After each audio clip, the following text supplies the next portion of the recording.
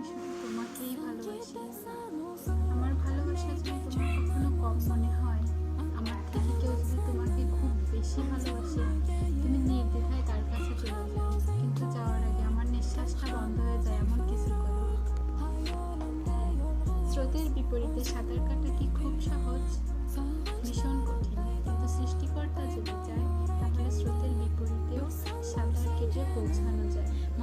ঝড়ে যদি না পেলে তাহলে বুঝবো কিভাবে যে তোমার আমি হাতটা কিভাবে ধরেছিলাম। জীবনে কঠিন সময় তো সবার জীবনেই আসে, তার মানে কি এই যে দূরে চলে যাওয়া লাগবে? কখনোই না, তুমি কাছে থাকো, বাকিটা আমি সামলাই।